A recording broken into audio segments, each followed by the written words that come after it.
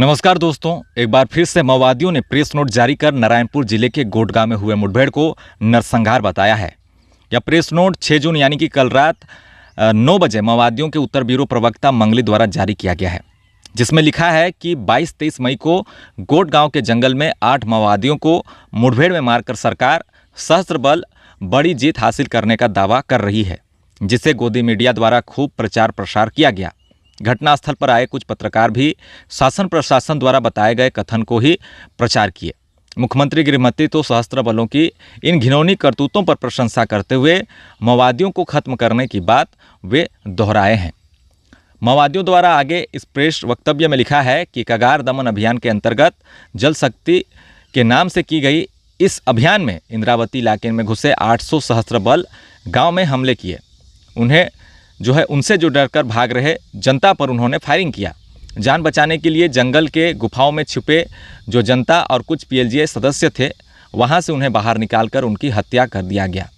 लगभग 40 निर्दोष आदिवासियों को जबरन वे साथ ले गए, जिनमें से 15 लोगों को जेल भेज दिया गया। इस अभियान में तितर बितर हुए कई गाँव के जनता को सशस्त्र बलों द्वारा की गई हिंसा व कत्लेआम की कड़ी निंदा करते हुए हम यह प्रेस वक्तव्य जारी कर रहे हैं, ऐसा माओवादियों का कहना है। मानव अधिकार संगठनों, सामाजिक संगठनों, पत्रकारों, आदिवासी हितैषियों, किसान मजदूर संगठनों, जनवादियों से हम अपील करते हैं कि आदिवासियों की जो जंगल, जमीन और जल से खदेड़ने के लिए हो रही नरसंहारों का खंडन करें। इन इलाकों में जाकर जनता की आप बीती सुने और सच्चाई को उजागर करें। यानी कि एक तरह से आप देख सकते हैं, माओवादियों द्वारा एक बार फिर से एक सुरक्षा बलों पर बड़ा आरोप लगाते हुए लोगों से ये अपील की गई है कि आप वहां जाकर पूरे घटनाक्रम की जानकारी लें और उसकी सच्चाई पूरी दुनिया तक रखें। आगे इसमें लिखा है कि कगार दमन अभियान के तहत जल शक्ति के नाम से की गई इस फांसीवादी अभियान के जो सशस्त्र बलों द्वारा अवैध करतूत व जघन्य अपराध की घटना है वह इस प्रकार है।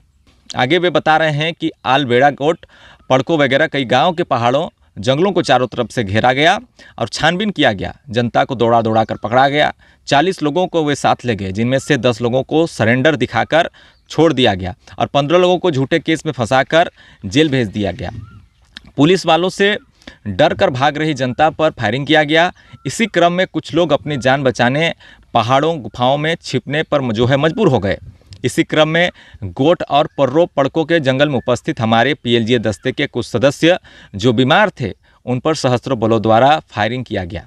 या साथ ही अपने जान बचाने के लिए कुछ दूर भागकर ना चलने की स्थिति में गुफाओं में शरण लिए थे। सबको भगाते हुए वहां सशस्त्र बल के जवान पहुंच गए और गुफाओं में छिपे हमारे साथियों को बाहर आने के लिए कहा गया और उनसे मारपीट किया गया और उन्हें गोलियों से भून डाला गया। यानी कि एक तरह से माओवादियों का कहना है कि जो माओवादी बीमार थे, वे चलने की स्थिति में नहीं थे, वे भागते भागते किसी तरह से गुफाओं में छिपे हुए थे और वहां से सुरक्षा बलों द्वारा उन्हें निकालकर गोलियों से भून दिया गया और इसे ये नरसंहार बता रहे हैं। आगे इसमें लिखा गया है कि निहत्थों की वो हत्या की गई और उनके नाम जो इस प्रकार हैं, जिसमें से अर्जुन मांडवी, रामवती तुलसी, आसमती और विंध्या गावड़े और पीएलजी सदस्य सुखदेव पोड़ियाम बीजापुर जिला उत्कल गांव का रहने वाला है, जो पकड़कर उसे मार दिया गया। और साधारण ग्रामीण जिसकी बातें वे कर रहे हैं, जिनमें से 3 लोग हैं जिनको पकड़कर हत्याएं कर दी गई, ऐसा दावा माओवादियों की तरफ से कहा गया, जो कि मुठभेड़ में मारे गए माओवादियों के नाम के रूप में उनकी घोषणा भी सुरक्षा बलों द्वारा किया गया, ऐसा कहा गया। जिसमें से मंगलू जूरी 38 उम्र है जिसकी, और दूसरा है टकराल जिसकी उम्र 23 वर्ष है, और एक बुगुर जूरी, या तीनों एक ही परिवार के हैं। बुगरू की अगर हम बात करें तो उसके पिता को भी पकड़कर बेहोश होने तक मारपीट किया गया। इनमें से मंगलू का तो सशस्त्र बलों ने उनके साथ लेकर उसे इंद्रावती नदी के किनारे फायरिंग करके उसे मार दिया गया, ऐसा दावा माओवादियों की तरफ से कहना है। गोट गाँव में जनता द्वारा संचालित पाठशाला जो स्कूल घर था, जिसमें स्कूली बच्चों के लिए लिया जा रहा सामान को जला दिया गया। पाठशाला को ध्वस्त कर माओवादियों का बड़ा प्रशिक्षण केंद्र को ध्वस्त करने का कहानी रच दिया गया, ऐसा माओवादियों का कहना है। जो मीडिया कर्मियों द्वारा जोर शोर से प्रसार भी किया गया। बच्चों के जो सोने के लिए बांस का जो बनाया गया था खाट, उसको मिलिट्री प्रशिक्षण का एक तरह से समान रूप में दिखाया गया।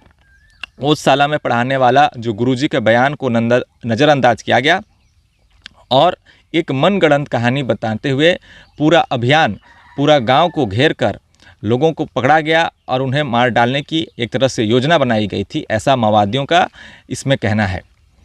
माओवादी इसमें आगे लिखते हैं कि जनवरी से अब तक जो दंडकार्य में इस तरह के जो अभियान चले, जिसमें से 120 से अधिक लोगों का कत्ल किया गया, जिनमें से 23 से अधिक संख्या में साधारण आम जनता थे। एक तरफ कह रहे हैं माओवादी कि जो है सबसे बड़ी लोकतंत्र की ढोल पीटने वाली ये जो सरकार है, वो जल जगह जमीन को अपने कॉर्पोरेट जो है मित्रों को सौंपने के लिए आदिवासियों को संविधान से प्राप्त सभी अधिकारों का अवहेलना करते हुए ये काम कर रही है। दूसरी तरफ जंगल जमीन को बचाने के लिए आदिवासी जनता सदियों से संघर्ष करते आ रहे हैं और इन्हीं संघर्ष के कारण ही देश की प्राकृतिक संपत्तियां और पर्यावरण अभी तक बचा हुआ है, जो देशवासियों के लिए अत्यंत आवश्यक है। आदिवासियों के इन न्यायपूर्ण संघर्ष को ऊंचा उठाते हुए माओवादी पार्टी आदिवासियों के साथ खड़ी है। यानी कि एक तरह से देख सकते हैं माओवादियों का कहना है कि हम जल जगह जमीन को जो आदिवासी सदियों से बचाते आ रहे हैं, उन्हीं का समर्थन देते हुए हम उनके साथ खड़े हैं, उनके अधिकारों की हम रक्षा कर रहे हैं, एक तरह से माओवादियों का कहना है। आगे वे लिख रहे हैं कि आदिवासियों ने अपने संवैधानिक अधिकारों से जल जगह जमीन को बचाने की संघर्ष करने पर जो है सरकारी जो है वो अनसुना करते हुए उन पर जन विरोधी एजेंडा को अमल करने के लिए उतावले है और अपने ही नागरिक पर बमबारी करते हुए अत्याधुनिक हथियारों से वार कर रही है। और 10 दिन बीजापुर जिला पिड़िया और इतवारा पंचायत के गांव में तेंदुपत्ता कटाई कर रहे 10 आदिवासियों को मुठभेड़ के नाम से हत्या करने की घटना और 23 को हुई इस घटना इसकी ताज़ा तरीन उदाहरण है, ऐसा माओवादियों का कहना है। जंगल जमीन और जल को छोड़ने और जो है विरोध करने वाले हर आदिवासी स्त्री पुरुष बच्चे बूढ़े को मारने की जो है योजना सरकार के द्वारा बनाई गई है। एक तरह से माओवादी उन्मूलन के नाम से ये सरकारें जो है फांसीवादी कत्लकांड को जायज़ ठहराने की नाकाम कोशिश कर रहे हैं। राष्ट्रीय अंतर्राष्ट्रीय कानून का घोर उल्लंघन हो रहा है। संविधान से प्राप्त जीने के अधिकारों का भी घोर उल्लंघन हो रहा है।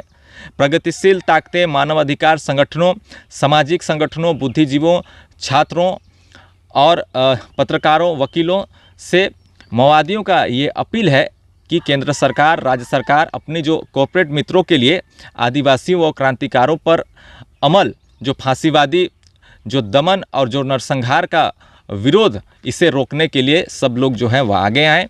और एक तरह से माओवादी अपना जो है समर्थन मांग रहे हैं, यानी कि जन आंदोलन का समर्थन करें और सहस्त्रों बोलों द्वारा जो किया जा रहा कत्लकांड है उसे जो है और न्यायिक जांच की मांग करने के लिए और सच्चाई को सामने लाने के लिए बातें जो है माओवादी कर रहे हैं। क्योंकि कॉरपोरेट हित में ये सरकारें जो है काम कर रही है और उसी के अंतर्गत इस तरह से जो है लोगों की हत्याएं हो रही है, ऐसा माओवादियों का कहना है। इस पूरे प्रेस नोट में एक तरह से कहा गया है कि तमाम जो हत्याएं हुई है, तमाम जो लोग मारे गए हैं, जिनमें से माओवादी हों या फिर आम जनता, उसका एक तरह से जिम्मेवार भाजपा की सरकार है, भाजपा के नेता हैं। अंतिम में यही माओवादियों का कहना है। यानी कि इस जंग में एक तरह से हम कह सकते हैं कि एक तरफ माओवादी कहते हैं कि हम आदिवासियों के साथ खड़े हैं, हम उनकी रक्षा के लिए खड़े हैं। दूसरी तरफ सुरक्षा बलों का ये कहना है कि वे जो हैं जो देश में जितनी भी सरकारी योजनाएं होती है उसे धरातल में वे देखना नहीं चाहते हैं, ना चाहे वो सड़कें हो, चाहे वो बिजली हो, चाहे वो किसी भी तरह की योजनाएं हो। माओवादी ये कभी नहीं चाहते हैं कि उन ग्रामीण इलाकों का विकास हो और यही कारण है कि सुरक्षा बलों द्वारा जब भी उन इलाकों में सघन अभियान चलाए जाते हैं या फिर कोई भी योजनाएं उन गाँवों तक पहुँचती है तो जो है टावर को कभी जला दिया जाता है, सड़कों को कभी आईडी बम से उड़ा दिया जाता है। तो एक तरह से सरकार का भी कहना है कि हम बातचीत करने के लिए तैयार हैं। दूसरी तरफ माओवादियों का लगातार इस तरह से आरोप बढ़ता जा रहा है। यानी कि ऐसे में एक बहुत बड़ी खाई बीच में देखने को मिल रही है और जिससे हम ये कतई नहीं कह सकते हैं कि माओवादी कभी भी सरकार से बातचीत करने के लिए तैयार होंगे।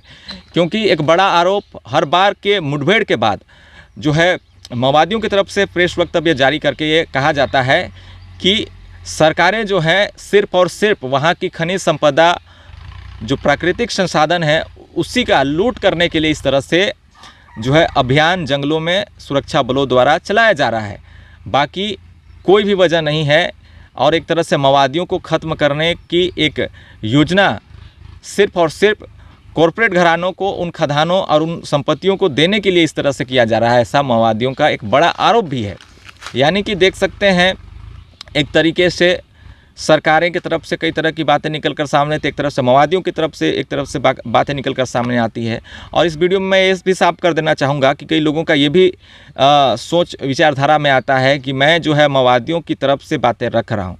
माओवादियों के द्वारा जो प्रेस नोट जारी कर दिया जाता है प्रेस के लिए ही, ताकि उनकी बातें दुनिया तक पहुँच सके, उनकी बातें सब लोग जान सके। बाकी ये जाँच का विषय है कि वे कितनी सच्चाई कह रहे हैं और क्या कुछ कहना है, या फिर उसमें कितनी सच्चाई है, ये तो जनता के ऊपर हम छोड़ देते हैं। लेकिन हमारा जो काम है दोनों पक्षों की बातों को रखना, ये हम वही कर रहे हैं। फिलहाल अभी के लिए बस इतना ही। नेक्स्ट अपडेट के लिए हमारे साथ जुड़े रहें, देखते रहे न्यूज़ आपका। धन्यवाद।